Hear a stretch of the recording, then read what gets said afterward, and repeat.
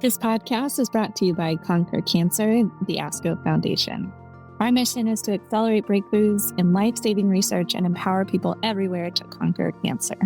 Welcome to Your Story, a podcast where we hear candid stories from people conquering cancer. I'm Dr. Molly Taylor, a Conquer Cancer grant recipient and your host for this month's episode. If you've ever watched a teenage coming-of-age movie or listened to a Taylor Swift song, you know the character. She's pretty, she's popular, she's probably a high school cheerleader, possibly dating the captain of the football team. And in this case, she's Emma Landy, one of my former patients who's conquered cancer not once, but twice in her life, all before the age of 22. But first, let me back up a bit. To truly understand what makes Emma's story such a success and so inspiring, you first need to know something important about pediatric patients with cancer.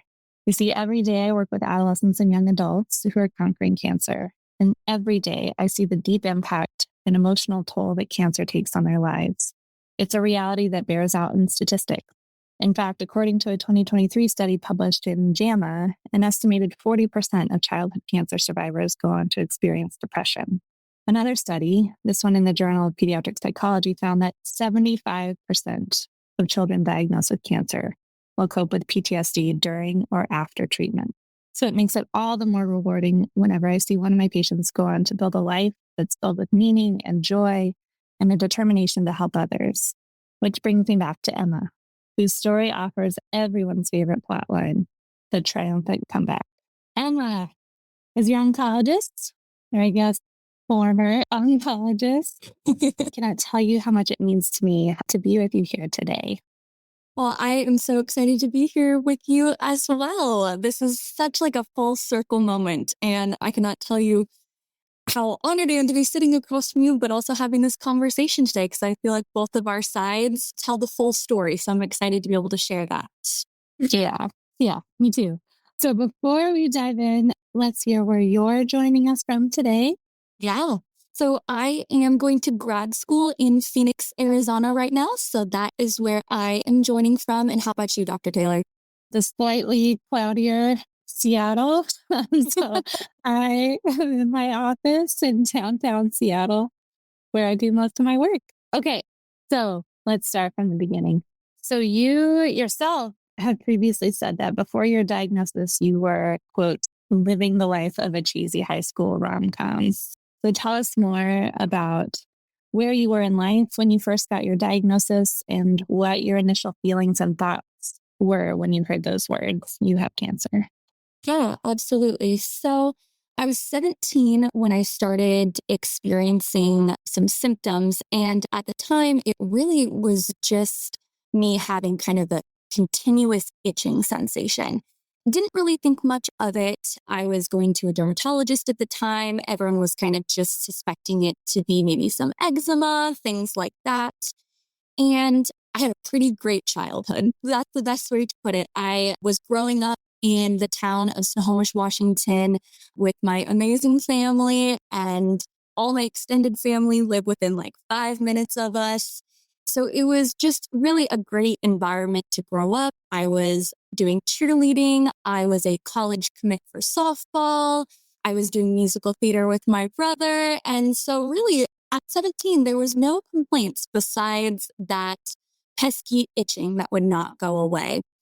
And I remember after multiple trips to the dermatologist and trying to figure out how to treat this quote unquote eczema, I was going as far as to taking bleach baths to get this itching sensation to go away.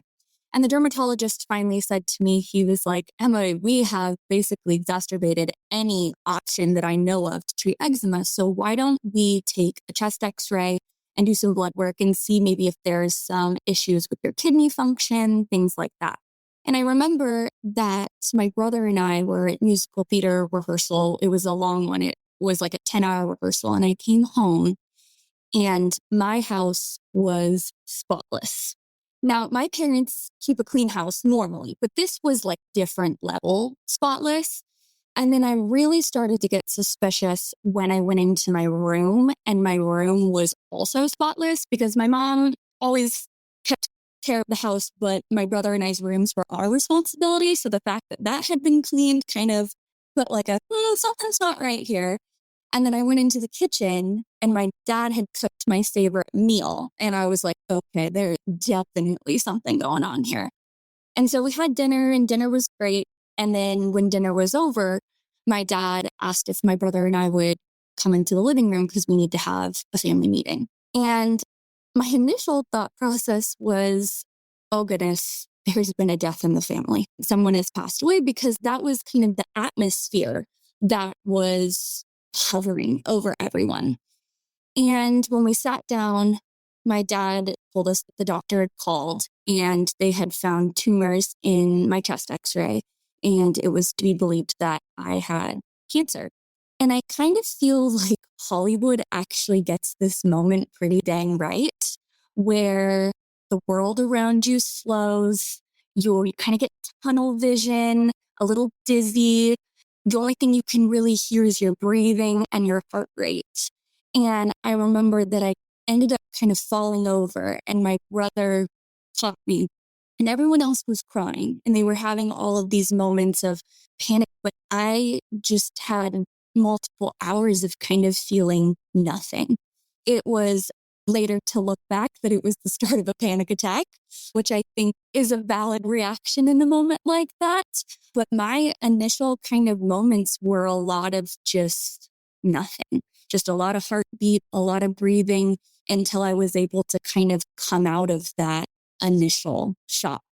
My gosh, thanks for sharing. I know it's so interesting that we don't really get to hear that side of things. On our version of that was being a busy first year fellow working 100 hours a week and seeing a piece of paper from a dermatologist come across our desk and saying, there's a 17-year-old girl with a mediastinal mass and some other symptoms concerning for lymphoma. And so blah, blah, blah, blah, blah, get it all sort of get you all scheduled to meet you. And it's just like the parallels of what's happening in your world, from noticing your room was clean to your favorite meal and just the way your family rallied around you in that moment, like they did throughout your entire treatment. It's really interesting parallels. Yeah, absolutely. So, I mean, you have this huge, busy, and full life, and then your world turns totally upside down.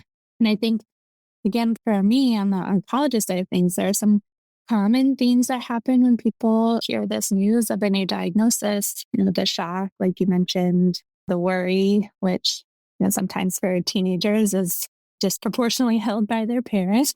That's so true.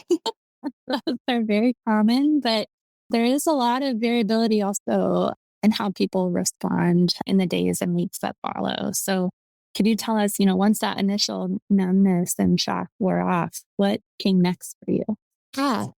I feel like I had a really up and down journey that consisted of a lot of different parts and feelings.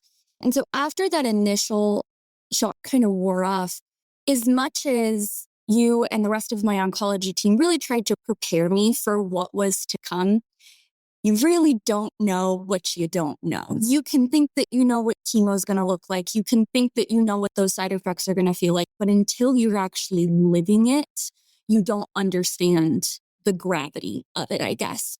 And so at the beginning, I had such an amazing support system, such an amazing family and friends. And so I was feeling quite positive. I was like, we got this. I got all these people behind me. I'm not going to let cancer change my life. Like, it was a lot of positivity and feeling like this is my fight. This is a fight I'm going to win.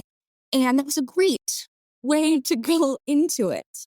Unfortunately, I feel like that positivity didn't last very long. And I think, again, it's because the gravity of what actually going through treatment looks like kind of hit me like a ton of bricks. I think once I started treatment and I was kind of struggling a little bit physically, the next thing that I remember is because of those physical implications, it kind of led to the fizzle out of some of those occupations or hobbies that I liked to do. And so no longer was I doing the cheerleading. No longer was I the college commit for softball or playing in my spring season. All of that kind of went away. And I think that's when the mental health implications really started to hit. Because at 17, you don't really have a great sense of identity of yourself, you know? And so if someone would have asked me at 17, all those things that I just mentioned, all those hobbies, those were my identifiers. That's what was me. And so not only was my life feeling a little bit unfulfilled because those hobbies were gone, it also kind of felt like I was missing a part of me. And that was a really difficult feeling for me to have to grasp.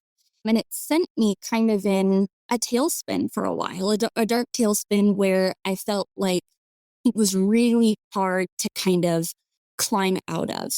And it's a journey that I think to this day I'm still on, but I think that I am one of the lucky ones, that I have such an amazing family, that I have such an amazing support system. And I like to say that they walked the dark path with me back to the light because they did. They held my hand through this whole process and they helped me find that joy in loving life again and find that motivation, that drive to want to go back to school, to want to be an active participant in my own life. And for a while, that felt like a very daunting feeling. And so, again, I can just never thank them enough for going on that journey with me. I think that's so important what you said about, it's one thing to sort of like theoretically try to conceptualize what it might be like to go through cancer treatment. But no matter how many pamphlets or words or meeting with your oncology team, it's just got to be so different when it's actually happening to you. Exactly. Yeah. You don't know what you don't know. And so it's definitely a trial by fire, learning as you go. So speaking of kind of hearing those perspectives from patients, so you do hear a lot about what those moments are after diagnosis from patients, but you don't often hear people talk about what it's like for doctors giving them those diagnoses. How do you kind of get used to that? Or how do you handle having to do that every day? Yeah. I don't think that you ever actually get used to it.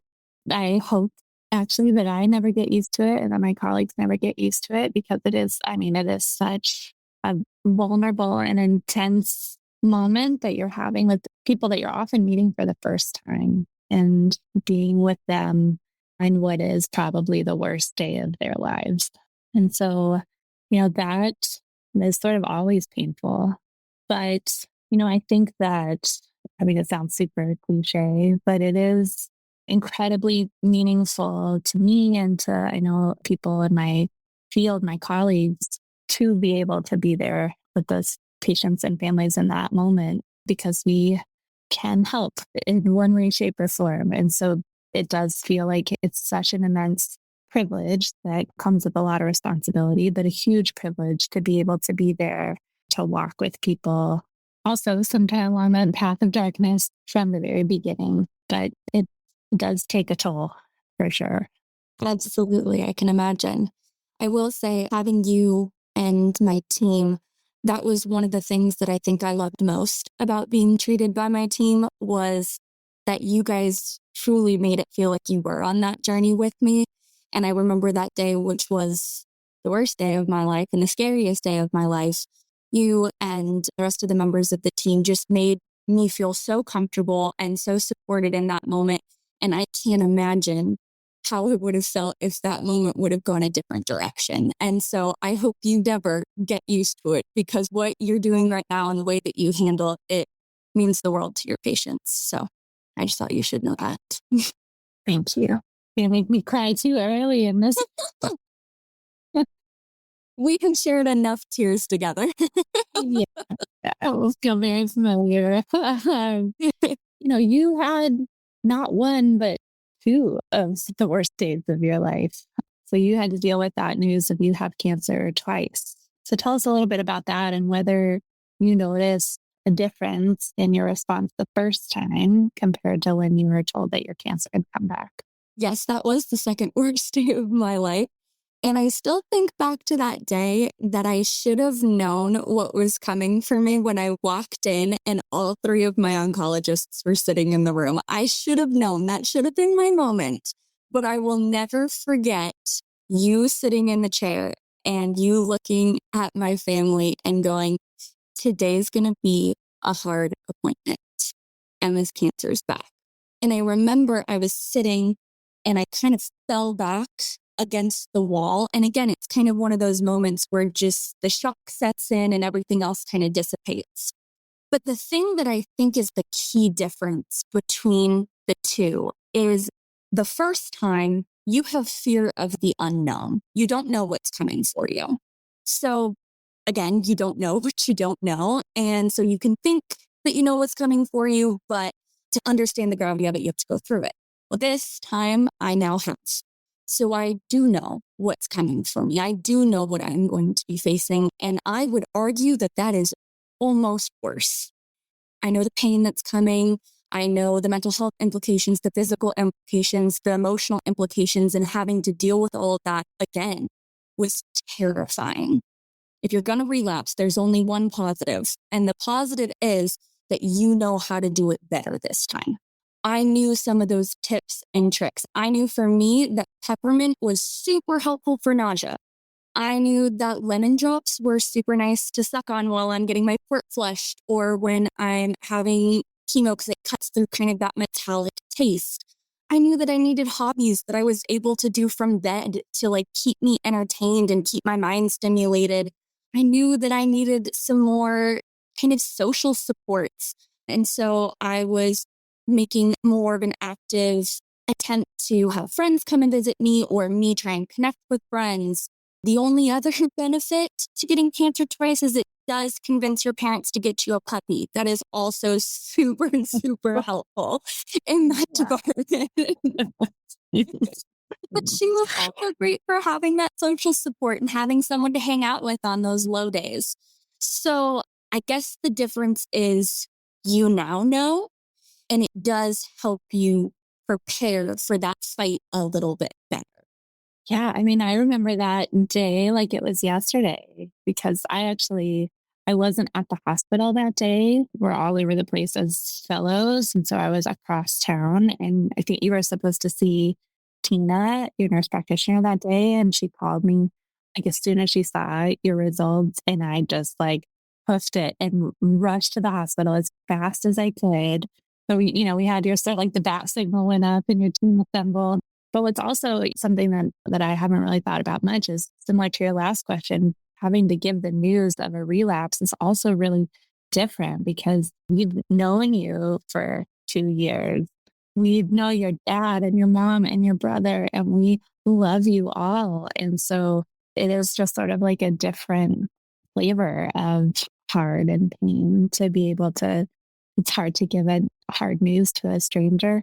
It's also really hard to give hard news to people who you've come to know and gotten really close with over a couple of years. But my recollection is also, we've had a moment, everybody in that tiny, teeny, tiny little clinic room, so small, very claustrophobic moment. And then it took like 2 blinks of an eye. And then you just like that, you had that laser focus in your eye again. You're like, okay, where do we go? Like, what's our next step? And that in some like strange way, I know it's not supposed to be this way, but your determination and spirit and drive also helps us, helps your team that are like, okay, Emma's ready to go. So we're ready to go. Like, here we go. We got this. And so it is so different. But, since that day and all the days that follow, you have come so far, graduated from college, and now you are working in your doctorate in occupational therapy, right? Yes, that is correct. I'm in my 3rd year and I graduate in June.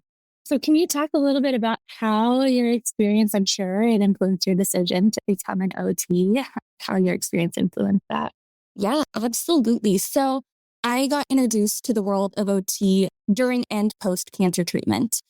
And the thing that I like to say about occupational therapy is that it gives you a piece of your life back. And for me, I was really struggling with chemo-induced peripheral neuropathy.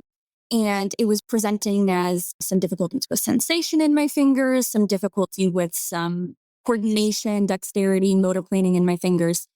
And that was heavily impacting my ability to go to school. And as someone who was a senior in high school at that point in time, I knew that I was going to need some support going into college. And having someone give me that piece of my life back, have them help me do the things that I wanted and needed to do, had such an impact on my life. It's the reason why I went to college. It's the reason why I'm sitting here today having this conversation with you. It's the reason I was able to log on to my laptop. And that for me, obviously physically was very important, but mentally having this newfound independence that felt like I had lost, giving me back an occupation that was so important to me, it just really kind of set me on a new path for life. And I have found in my journey with kind of healing from cancer that wanting to give back is such a strong desire for me. And so it felt like this was a profession and an opportunity that I would be able to do that. And so I started my journey to become a doctor of occupational therapy. And so again, kind of tying in with really that like mental component and helping people kind of with like their own resiliency and their ability to thrive. I know that a lot of the research that you have done has focused on resiliency as well. And I would love to hear more about what resilience in patients looks like to you as an oncologist and what tells you when a patient might have resilience to navigate cancer and coming out thriving. Yeah, such a big question. It really does look different for everyone. There's sort of the scientific lens about what resilience is. And so there's a lot of debate in our field about whether it's sort of the outcome, whether you're sort of working to this end goal, which is to be a resilient person, or whether it's a process, whether it is the mode by which you get through difficult circumstances. And I think I fall more in the latter camp, that it's a dynamic process that really does look so different for everyone.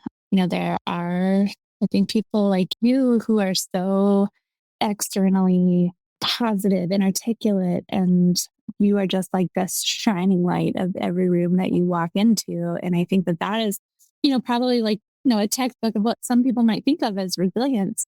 But what it doesn't mean is that you don't have hard days. That I think what resilience isn't is a sort of like total suppression of the very real stress and trauma and difficulty that comes with dealing with something as crazy hard and complicated as cancer, especially when you're just about to launch into your own life as an adolescent. We know that that's really different from when you get diagnosed as a younger or older person. And so, I think that, again, we're probably learning a whole lot more about resilience and how to teach it and how to train it and how to help people sort of bolster their own resilience by understanding that it doesn't mean that you don't allow yourself to have down days and hard days. And that just because you're having a tough time doesn't mean that you're not a resilient person.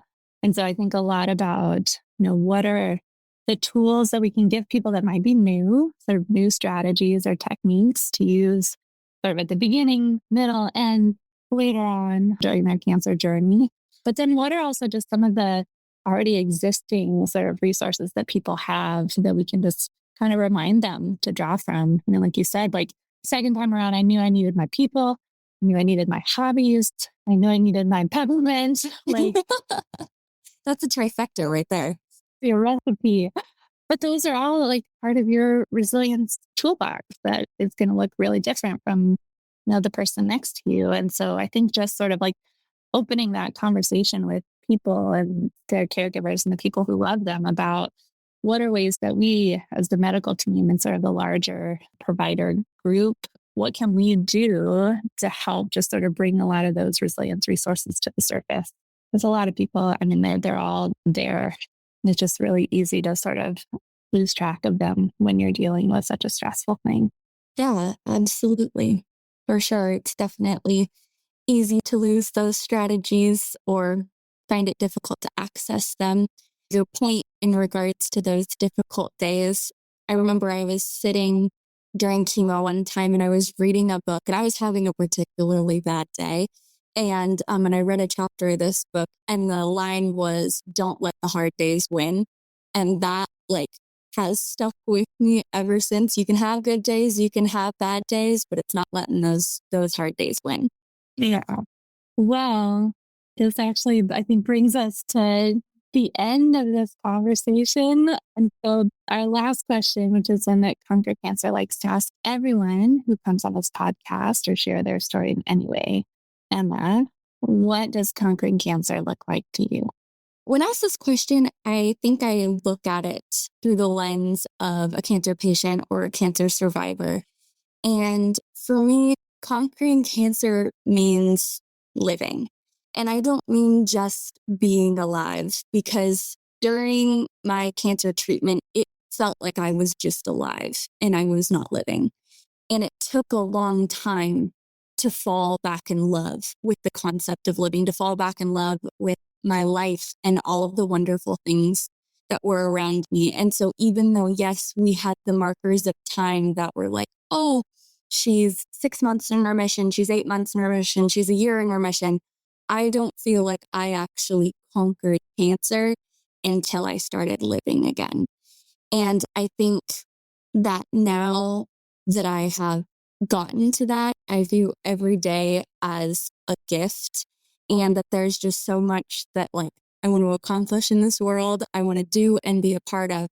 And I think back to that girl who was in the dark and was on that dark path and didn't think that she would ever be excited about those things again.